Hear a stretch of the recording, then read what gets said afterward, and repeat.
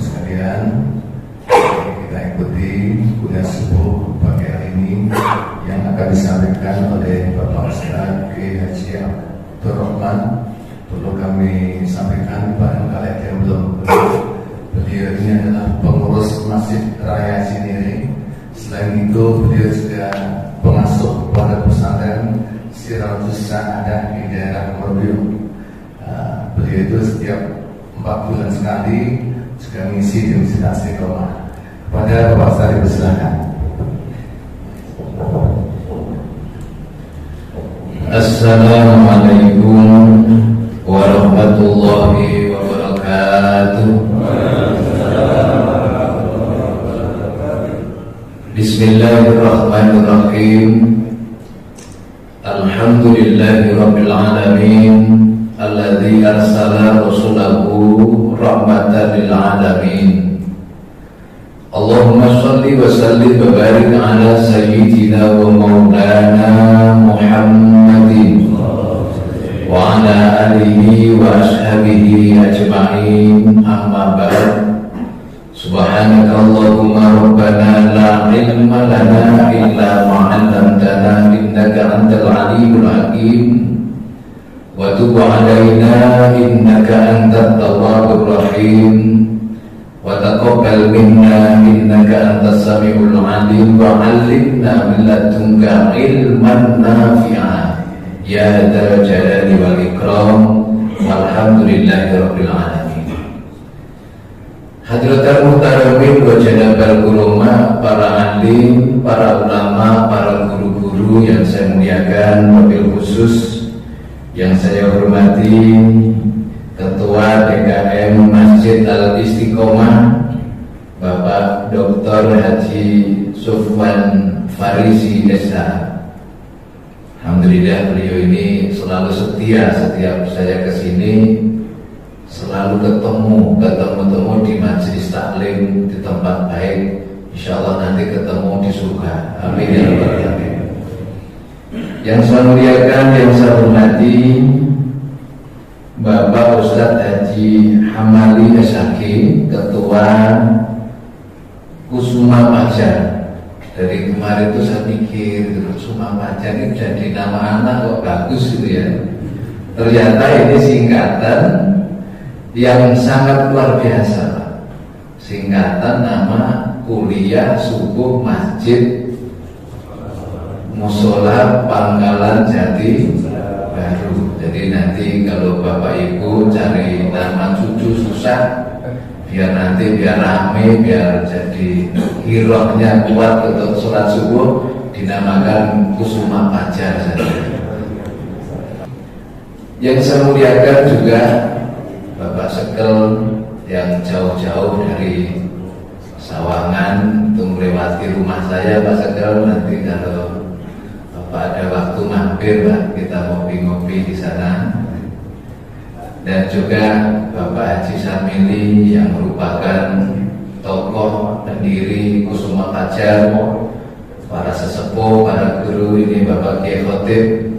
Alhamdulillah ketemu, kita sering ketemu di subuh keliling walaupun saya jarang datang ya. Bapak-bapak, ibu-ibu, jamaah sekalian yang dirahmati dan dimuliakan oleh Allah Subhanahu wa taala. Alhamdulillahirabbil alamin, puji syukur kita panjatkan kehadirat Allah Subhanahu wa taala. Salawat salam kita aturkan, kita sampaikan kepada Nabi kita Muhammad sallallahu alaihi wasallam, kepada keluarganya, sahabatnya, juga para pengikutnya sampai akhir zaman nanti, termasuk kita semuanya.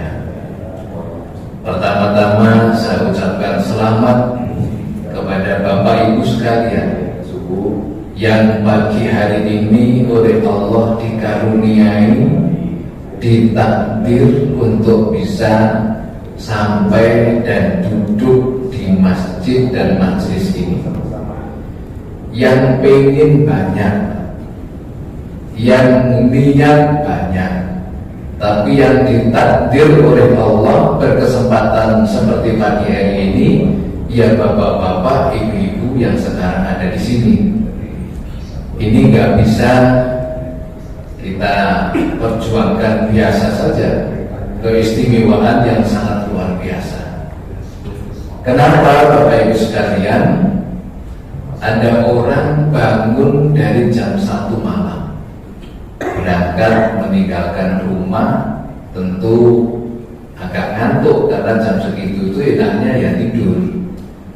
Pergi jauh ke sana, ke Pasar Senen, belanja, terus kemudian dibawa pulang, digelar, namanya sendiri minjem yang sekarang ini kita perjuangkan, kue subuh. Ada ya kue subuh, tetapi kadang-kadang malah nggak sholat subuh. Ini padahal aktivitasnya menggunakan kalimat subuh.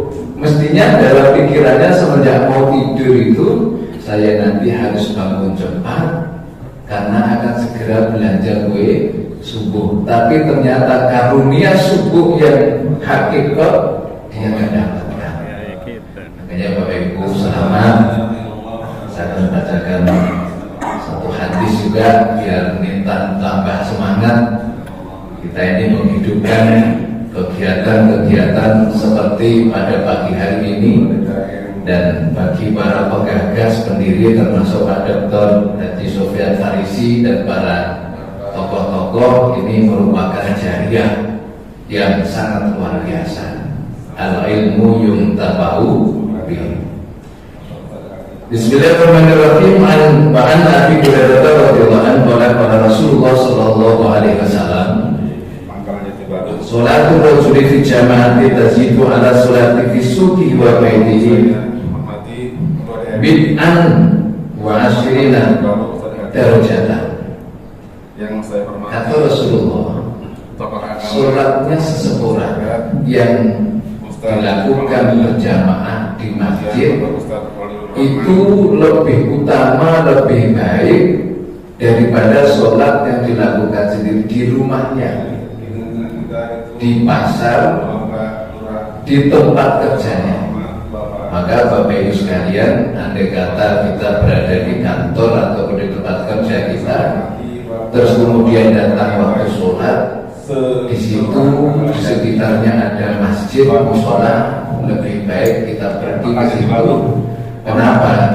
Ada nilai darajat yang lipatannya itu sampai 25 derajat. Di dalam riwayat lain 27 derajat. Kemudian dari anak hadum tidak tawadara faksan dan wudu'a summa atal masjidah la yuridu illa salat. Jamaah ibu-ibu bapak-bapak La yanhaju ila salati lam yahtub khutbatan illa rafi'a annahu biha darajat. Jadi ketika orang berangkat dari rumah terus kemudian wudunya itu diperbaiki. Ini kita bukan berarti menafikan orang yang wudu di masjid. Karena zaman dulu Bapak Ibu sekalian, itu di masjid itu nggak ada tempat wudu di masa Rasulullah itu. Jadi wudunya itu di rumahnya masing-masing. Jadi berarti kalau wudu di masjid ya bagus, nggak apa-apa. Jangan di masa Rasulullah. Zaman saya kecil, saya ini hidup di lereng gunung, di Gunung Lawu. Bapak-bapak, ibu-ibu kalau dengar sarangan ya, itu saya ada di lereng itu. Itu kalau kita ngaji ke masjid, ke musola itu harus nahan, jangan sampai batal. Karena kalau sampai batal, wudunya dikali di bawah, gelap gitu ya. Jadi di masjid, di musola itu dulu belum ada tempat wudu. Nah, maka wudunya dari rumah. Nah, kita bisa juga sekarang ini setiap masjid sudah difasilitasi bukan hanya tempat wudu, tapi ada tempat mandi, ada tempat buang air kecil dan air besar dan lain sebagainya. Masjid kita ini sekarang sudah mestinya menjadi rumah kedua kita. Jadi kalau Bapak Ibu sekalian, terutama ibu-ibu, kalau bapaknya nggak terlihat di rumah tapi asik di masjid, itu mestinya ibu-ibu sangat tenang. Yang repot itu kalau di rumah nggak ada, di masjid nggak ada, terus malam nggak pulang, kira-kira di mana? Ya, Pak Segel itu berangkat kira-kira jam 3. Tapi karena pamitnya sama istrinya mau ke masjid, saya yakin istrinya pasti tenang. Tapi kalau beliau ngomong saya mau tugas hari Sabtu, hari libur, kok tugas jam segitu berangkat, pasti ribut dulu. Pertanyaannya pasti detail. Ini bapak ini tugasnya kemana? Apa yang mau dikerjakan? Itu ya Pak Segel ya. Tapi karena mau subuh keliling atau mau subuh gabungan, subuh di tempat tugas dan ini luar biasa, pasti ibunya pasti tenang. Baik Bapak sekalian yang dirahmati oleh Allah. Terus kemudian langkah-langkah kita yang kita berangkat dari rumah itu setiap satu langkah Allah akan mengangkat satu derajat kemuliaan di dalam kehidupan kita. Saya nggak tahu Pak Segel tadi naik apa, jalan kaki atau ya, karena paling jauh, pahalanya paling banyak. Nomor 2 saya agak jauh. Nah, makanya ada penjelasan para ulama, ya karena kita sekarang banyak fasilitas, yaitu kendaraan, apakah itu mobil atau sepeda motor, ya dihitung saja Anda kata jalan kaki kira-kira berapa langkah sampai tempat ini. Walaupun tetap saja Rasulullah sampaikan al-ajru ala qadri ta'at. Pahala itu melihat sejauh mana kita berjerih payah di dalam meraihnya. Nah, yang jalan kaki nilainya tentu lebih tinggi.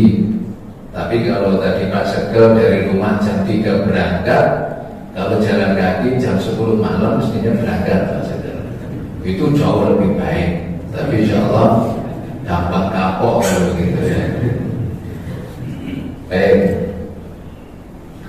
Wa qut'anhu biha qati'atun hatta yadkhulal masjidah. Selain satu langkah, ini kita belum masuk materi ya Pak, baru semangat ya. Tekniknya masih nanti. Biasanya saya ngaji di sini sampai jam 6 ya. Ini nanti sampai jam berapa kira-kira Pak? Jam 6 langsung ya dikurangi, ini gak apa-apa ya. Jadi selain satu langkah kita akan diangkat satu derajat, satu langkah kita ini juga diampuni, dihapus dosa-dosa kita sekalian. Kita ini tidak tahu betapa banyak dosa yang kita lakukan, malah kadang-kadang ada dosa yang kita itu gak sadar. Nah, karena kita paham betul bahwa kita ini banyak melakukan kesalahan dan dosa, ya tentu kita harus rajin mencari kemuliaan-kemuliaan yang menyebabkan secara otomatis dosa kita ini diampuni oleh Allah. Apalagi kalau datang ke majelis taklim, namanya kuliah subuh, itu sudah pasti ada pendidikan, ada ilmunya, pasti ada taklimnya. Bapak Ibu berangkat dipayungi oleh Allah dengan rahmatnya Allah melalui sayapnya para malaikat, sampai duduk di sini, sampai nanti kembali ke rumah masing-masing.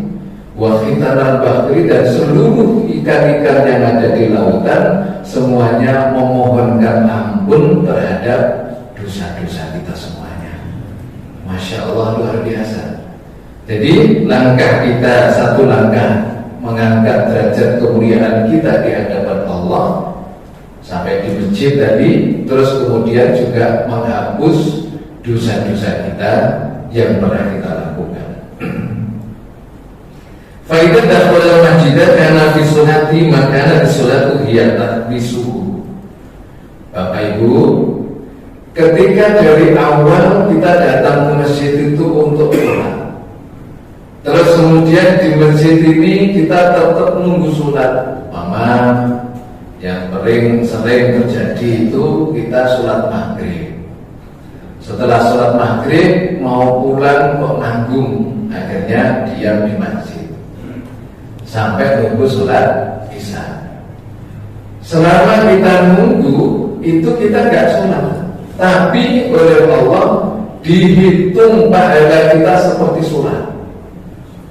Duduk-duduk, yang penting jangan buka-buka HP yang tadi Bapak Dr. Haji Sofyan sampaikan. Ada berita-berita hoax dan lain sebagainya yang suka memprovokasi, yang suka memecah belah persatuan-kesatuan kita. Itu nggak usah dibuka-buka. Kalau perlu dihapus-hapus saja. Apalagi share-share, kadang-kadang jangan sampai masjid itu menjadi ikut menyebarkan dosa jariah. Kadang-kadang ada pengurus masjid wajib nge-share, dikit-dikit nge-share, nggak sabar nge-share tanpa ditabayunkan dulu. Dan walaupun ditabayunkan, kalau berita itu memang kurang bermanfaat, ya menurut saya nggak usah di-share. Apalagi ada punya potensi untuk memecah belah umat. Karena sekarang ini virus sekalian, kita harus hati-hati. Kita menerima berita itu sekarang ini dari kubu mana? Pasti sekarang begitu. Sampai tanggal 14 Februari nanti. Saya ini juga agak pusing. HP saya itu sekarang ada 3 grup tim sukses. Saya juga bingung, masukin grup gak izin, ya sudah mau keluar gak enak.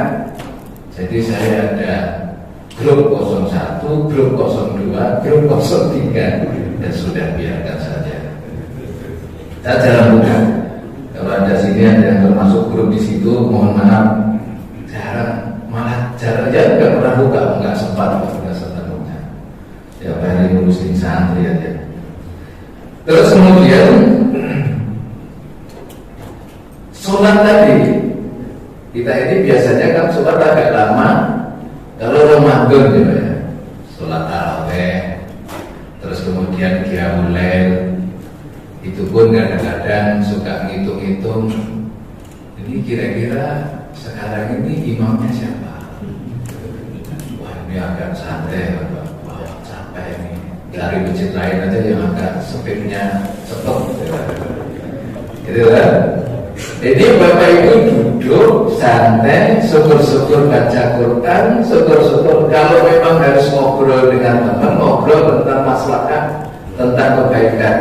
Selama kita di masjid itu dihitung pahalanya sholat terus, luar biasa. Makanya yang paling beruntung itu merbet, bangun tidur mikirin bagaimana masjidnya itu bersih. Bahkan dalam satu hadis sebutkan siapa yang mengeluarkan kotoran, satu kotoran di dalam masjid, siapapun, karena Allah Subhanahu wa Ta'ala, maka Allah bangunkan istana si surga. Maka nanti kalau bapak-bapak, ibu-ibu melihatin ada kotoran di masjid, gak usah nyari petugas. Ini kenapa jadi pungutin aja sendiri. Hadisnya sahih. Jadi siapa yang mengeluarkan kotoran di masjid karena Allah, apakah itu mungkin kertas, apakah itu plastik dan apapun bentuknya, maka kita akan dibangunkan istana di dalam surga Allah Subhanahu wa Ta'ala. Nanti itu yang banyak jadi wali itu ya para merbot-merbot itu Pak, yang kerjanya bersihin masjid, orang masuk ke masjid nyaman, wangi dan luar biasa. Kemudian wa malaikatu yusholluna ala ahadikum madama fi majlisihi alladhi shalla fihi. Semua para malaikat mereka bersolawat. Solawat itu adalah rahmat takdim, doa yang diberikan oleh Allah kepada orang yang tetap bertahan di masjid di mana dia sholat di situ. Mohon maaf kalau mampir masjid hanya numpang buang air kecil itu beda ya Pak ya. Kadang-kadang memang ya kita sendiri punya pengalaman kalau lagi pergi sedang kebelet kencing ya kita cari menara masjid. Dari jarak jauh di mana sih ada masjid, numpang di masjid ini memang solusi dari segala hal ya. Ngantuk luar biasa, kita kalau mudik mudik atau lama perjalanan jauh, sudah cari yang gratis, yang inap itu tidur di masjid. Baik, para malaikat terus mendoakan mereka semua. Allahumma hamdu, Allahumma gfir lahu, Allahumma tuf alaiha, malam yu'di bihi, malam yu'dis bihi. Jadi yang didoakan oleh para malaikat, ya Allah ampuni dia, ya Allah sayangi, rahmati dia, ya Allah terima terus semua taubat-taubatnya, taubatnya diterima, rahmatnya Allah terus diberikan, terus kemudian dosanya.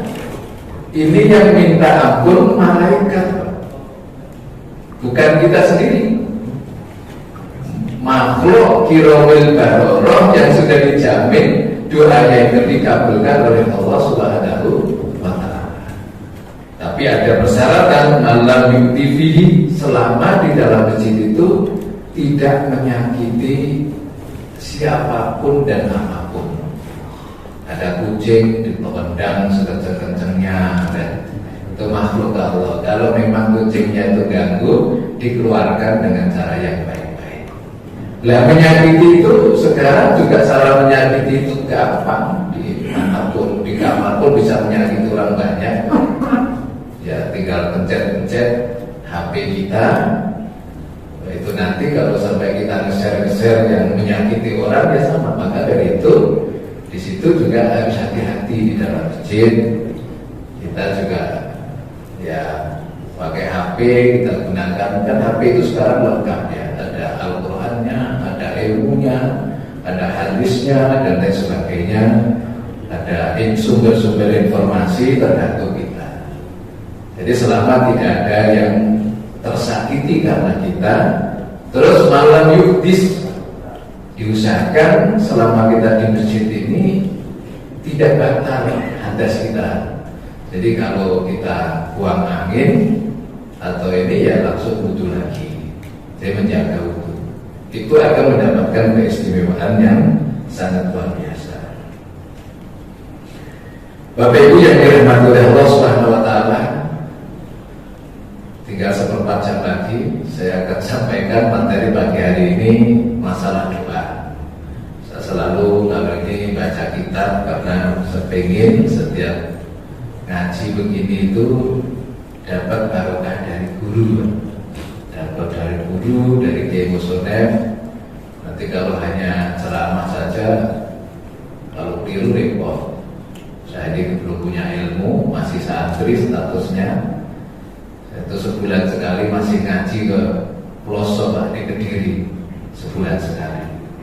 Jadi ngaji di sana 2 jam, perjalanannya 2 hari 2 malam.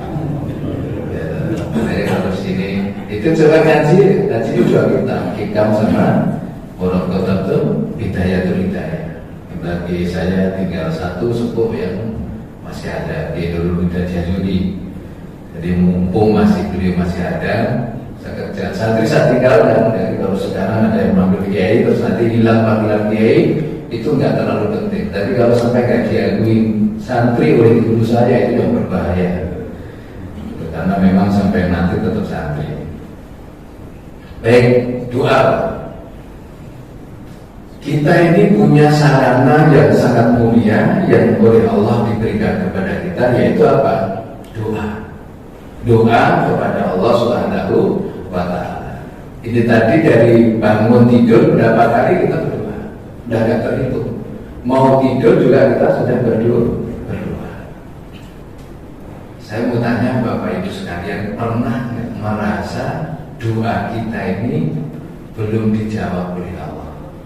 Perasaan kecil, ada ya perasaan seperti itu ya. Padahal kalau kita lihat di dalam surat Al-Mu'min itu ayat 60 itu Allah tegaskan, ud'uni astajib lakum. Berdoalah kepadaku, mohonlah kepadaku, pasti. Allah yang mau pasti. Yang jawab pasti itu Allah. Pasti aku akan jawab doa. Tapi kadang sering kita merasa ada doa kita belum dijawab. Nah, ini terus gimana seperti ini? Coba mari kita renungkan Bapak Ibu sekalian. Nah, ketika kita berdoa, terus kemudian doa kita minta terus seperti itu, ada seakan-akan doa kita ini belum ada jawabannya. Maka dari itu kita harus memahami betul bahwa Rasulullah mengatakan semua doanya orang-orang yang beriman itu pasti bermanfaat, pasti berguna. Selama doanya baik ya, selama doanya baik pasti bermanfaat, pasti berguna, baik itu di dunia maupun di akhirat. Tetapi Al-Qur'annya pasti dijawab oleh Allah. Terus kemudian begini, kalau kita berdoa mohon sama Allah, ya Allah berikan saya rezeki yang banyak. Kebetulan kita umpama kita sedang punya hutang harus segera dibayar, kita minta rezeki sama Allah, atau punya keinginan sesuatu yang harus dibeli, terus kemudian kita minta rezeki sama Allah. Yang terbayar kira-kira itu apa? Setelah doa, apakah terus kemudian ada duit yang tiba-tiba datang, atau tiba-tiba dapat bonus, atau tiba-tiba itu ketika berdagang untungnya melimpah, atau dagangan yang tadinya ditawarkan nggak laku-laku terus kemudian dibayar oleh orang. Jadi secara gampang ini, biar gampang kita senang gini, kita minta rezeki.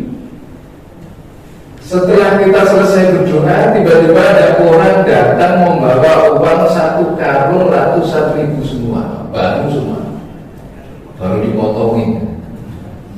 Kira-kira gimana? Bapak-bapak senang? Gak senang? Oh senang. Semuanya senang ya, senang. Ibu-ibu insya Allah sama, senang. Jadi kita sudah minta rezeki. Setelah kita minta rezeki, ada yang mengantar uang 1 karung. Kita nggak ngomong koper, nanti dikirain gratifikasi ya.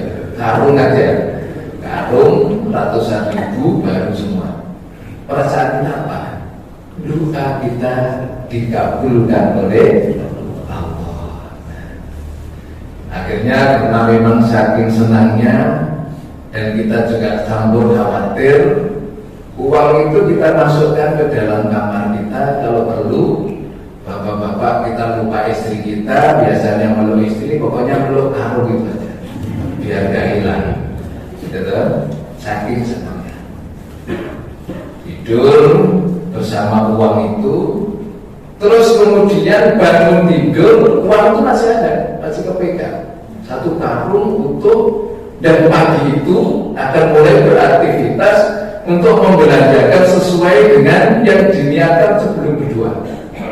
Pengen beli ini, beli itu, dan lain sebagainya. Tiba-tiba bapak-bapak, ibu-ibu kita gak bisa melek, matanya gak bisa dibuka. Wah, pokoknya udah gak bisa ngeliat apa-apa. Jadi duitnya masih ada, matanya gak berfungsi. Kalau ada tawaran, Bapak Ibu tetap mempertahankan uang 1 karung itu tadi 30 miliar Bapak ya, atau tetap bisa melek lagi. Jadi kalau disuruh milih, Bapak Ibu pengen normal melek lagi, atau nggak usah bisa melek selamanya tapi masih tetap punya uang 1 karung. Ayo pilih apa?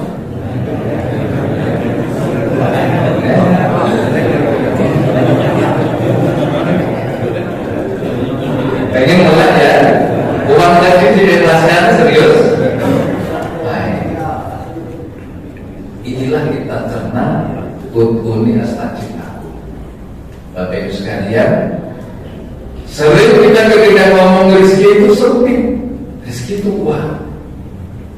Padahal Bapak Ibu sekalian, yang namanya rezeki itu adalah karunia. Dan kedudukan kesehatan itu tadi merupakan karunia kedua setelah iman Islam. Kita ini tidak berdoa seperti Nabi Allah Musa alaihi salam, tetapi dikabulkan tanpa kita berdoa. Apa itu? Nabi Allah Musa alaihi salam seorang nabi yang karimullah, doanya apa? Salah satu yang sering diucapkan oleh beliau, ya Allah jadikan saya umat Nabi Muhammad. Nabi Musa sering berdoa itu, jadikan saya umat Nabi Muhammad. Bapak Ibu, kita tidak pernah berdoa itu sebelum lahir, apalagi alhamdulillah kita lahir di masa umat Nabi Muhammad, dan kemudian benar kita jadi umat Nabi Muhammad. Karena banyak orang yang lahir, yang hidup di masa Nabi Muhammad atau di masa umat Nabi Muhammad, tapi juga gak jadi umat Nabi Muhammad. Makanya iman Islam kita itu adalah karunia tertinggi, rizki tertinggi. Terus kemudian yang kedua apa? Sehat. Kalau Rasulullah mengajarkan begini, Bapak Ibu sekalian, Rasulullah mengajarkan itu ketika kita mau tidur, kita baca doa. Karena memang hidup kita itu selalu berkaitan dengan doa. Bismika Allahumma ahya wa bismika amut. Ya Allah, dengan namamu saya hidup tadi sepanjang hari hidup, dan dengan namamu saya akan mati. Jadi Bapak Ibu sekalian, tadi malam itu kita mati. Maka Imam Ghazali menyampaikan an-naumu akhul maut. Tidur itu saudaranya mati. Jadi kita mati. Andai kata tadi malam itu di tengah-tengah tidur, kok tiba-tiba ada yang ngurukin apa, kita nggak sadar. Nah, ketika kita bangun tidur, Rasulullah juga mengajarkan pertama kali apa yang harus kita lakukan, bersyukur kepada Allah. Alhamdulillahilladzi ahyana ba'dama amatana wa ilaihi nusyur. Ini sebenarnya kalau kita cermati sudah sangat jelas.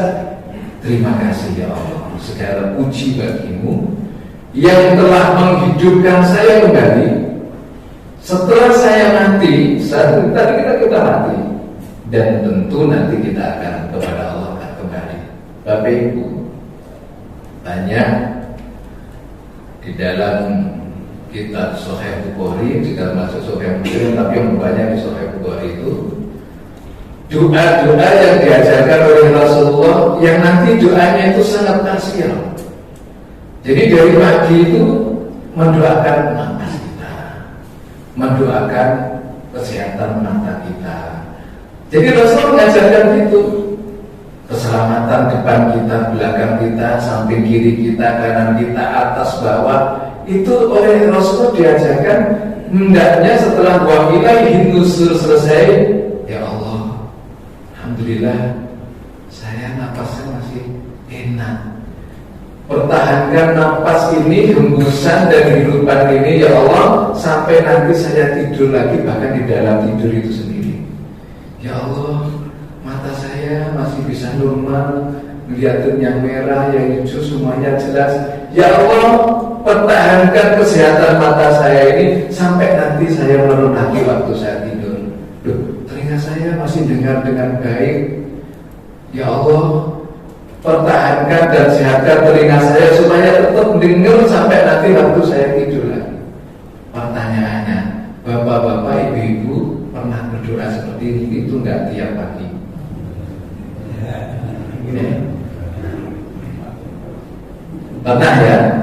Rutin setelah ba'dama amatana wa ilaihi nusyur, nyebutin mata, nyebutin hidung, nyebutin nafas, nyebutin jantung, nyebutin paru kita, nyebutin ini organ tubuh kita sebutin satu supaya oleh Allah dijaga sampai satu hari itu.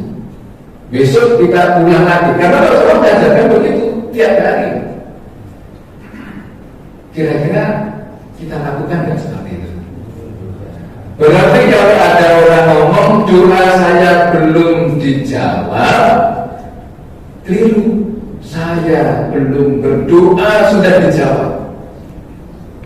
Kita nggak minta nafas kita tadi pagi Ini tadi mulai dari bangun subuh sampai tempat ini, mohon maaf mungkin ada yang sampai sekarang ini, ya Allah tetap longgarkan nafas saya, jangan sampai sesat, jangan sampai tersendat. Kita perlu berdoa, tapi alhamdulillah sampai sekarang masih enak ya. Masih menghirup dengan enak. Berarti apa? Kita ini banyak yang belum kita minta, sama Allah sudah dikabulkan. Sama Allah sudah dikabulkan. Sebelum saya tabaruk, sebelum kita tabaruk untuk dapat kita di terakhir analoginya begini. Kembali ya biar gampang untuk mencernanya. Bapak Ibu berdoa, ya Allah berikan saya uang 1 miliar. Amin. Amin dong Pak. Kurang ya? Kurang. Kemudian setelah kita berdoa, ada uang 1 miliar. Gak tahu apa jalannya seperti apa, bin haitsu la yahtasib. Kita gak usah mikir dari mana, tiba-tiba dapat uang 1 miliar. Terus kemudian kita pisah. Doa, hasil doa. Menurut kita hasil kita di situ. Kenapa? Karena memang manusia itu rata-rata mengartikannya secara letter itu. Tapi kalau Allah turunin semua, saya mau tanya sama Bapak Ibu sekarang, pengen nggak punya pesawat jet pribadi? Pengen ya? Tapi kalau Bapak Ibu semuanya baru keluarga Pangkalan Jati, yang rajin suku keliling ini aja lah, yang rajin suku kuliah suku ini aja, dikasih satu-satu, naruhnya di mana, lampangannya di mana, terus terbangnya bagaimana? Mereka ini saya tadi disebut Gemopromin sampai hari ini juga masih ngurus Citra Cinere. Di Citra Cinere itu ada pedagang, sebelahnya pedagang bakso dan mie ayam, sebelahnya es duker. Ini kalau kita tanya, Mas, cuaca saat ini baiknya seperti apa? Nanyanya ke siapa? Ke tukang bakso. Kira-kira jawabnya apa? Maunya gerimis-gerimis, dingin, supaya apa? Orang cari angkat-angkat makan bakso. Tapi kalau pertanyaannya terus kita rubah ke sebelahnya, pedagang es duker, enaknya cuacanya seperti apa Mas? Panas, orang pada haus. Lucu gak kalau Allah kabulkan semua itu? Sebelahnya hujan, sebelahnya panas. Kita ini kadang-kadang berbawanya oleh keinginan kita. Makanya kita sering dilupakan dengan rahmat Allah yang 199 disiapkan oleh Allah nanti di akhirat. Yang satu Allah turunkan di dunia ini, mulai dari Nabi Adam sampai nanti hari kiamat, mulai dari manusia dan makhluk yang lain. Jadi kalau Bapak Ibu melihat ada ayam sayang banget sama anaknya, itu rahmat Allah. Satu dibagi sekian triliun makhluknya Allah di dunia ini, dan 99 nanti diberikan oleh Allah. Jadi kalau kita merasa, mulai kan merasa, tapi sebenarnya nggak ada doa kita yang nggak dijawab. Kalau kita belum doa sudah dikasih. Kalau kita merasa bahwa doa kita ini belum diijabah, kita harus yakin betul bahwa doa kita akan disempurnakan oleh Allah nanti, rahmat Allah di akhirat. Saya kembali ke tadi, doa sama uang 1 miliar. Andai kata ditimbang, ini doa dengan 1 miliar, kira-kira beratan mana? Penting doanya atau penting uang 1 miliarnya? Jadi kita tadi berdoa, kepada Allah, tauhid kita sudah kita sandarkan kepada Allah, harapan kita sandarkan kepada Allah. Terus kemudian isi dari doa itu kita minta uang 1 miliar. Allah kasihkan 1 miliar, Yudik ada di depannya, dan kita sekarang pengen timbang, ini doa, ini uang 1 miliar. Kalau ditimbang kira-kira berapa nilainya di hadapan Allah SWT? Apa Pak? Serius ya? Beratan 1 miliarnya menurut Allah boleh, atau beratan doanya. Kalau manusia ya terserah kondisional, kalau lagi butuh ya beratan 1 miliar. Padahal 1 miliar itu hasil dari doa. Ya. Jadi kalau ditimbang, Pak, doa kita ini khairum minad dunya wa ma fiha, lebih baik daripada dunia seisinya. Apalagi 1 miliar, nggak ada apa-apanya, Pak. Dunia seisinya. Jadi doa kita yang awal kita awali dengan sholawat kepada Rasulullah SAW, yang kita awali dengan rasa syukur kita kepada Allah dengan pujian alhamdulillahirabbil alamin, terus permohonan kepada Allah, artinya kita sudah menghilangkan sandaran kita kepada semua makhluk. Kita bertauhid kepada Allah, kita iman kepada Allah, Allah yang jamin kita, Allah yang menyelamatkan kita di dunia dan di akhirat. Itu jauh lebih besar daripada hanya yang kecil itu tadi. Maka dikatakan ad-du'a'u khairum minad dunya wa ma fiha. Doa itu lebih baik daripada dunia dan isinya. Walaupun di dalam doa itu sering kita juga minta tentang dunia. Satu saja karena waktunya sudah habis. Ini satu hadis dari Nu'man bin Bashir dari Nabi Sallallahu Alaihi Wasallam, inna doa ibadah. Doa itu ibadah, Pak. Intinya di situ. Bahkan ad-du'a mukhul ibadah. Doa itu merupakan sumsum ibadah. Yang ini sering kita dengar dari para guru-guru kita. Tapi pada pagi hari ini saya mengajak diri saya dan Bapak Ibu sekalian, mari kita memahami hakikat doa yang sesungguhnya. Sebenarnya masih banyak, tapi kita teruskan, belum tentu jam 9 selesai. Tapi Bapak Ibu sudah mulai agak gelisah, ya. Jadi nanti malah moyo-woro gak jelas, ya. Terima kasih, alhamdulillah Allah sudah berikan kesempatan saya bisa gabung dengan orang-orang soleh-solehan. Jangan lupa Bapak Ibu sekalian, kalau nanti di surga nggak melihat saya, dicari-cari ya Pak ya. Jadi jangan sampai terus masuk surga sendiri ya. Cari ini kok Abdurrahman yang dulu sok-sokan itu ngomong itu kok nggak kelihatan, dicari ya Pak ya. Ya hati ya, cari. Terima kasih Pak Ustaz, terima kasih Pak Sekal, Bapak Ibu sekalian. Kurang lebihnya mohon maaf. Wallahu muwaffiq ila aqwamit thoriq. Wassalamualaikum warahmatullahi wabarakatuh.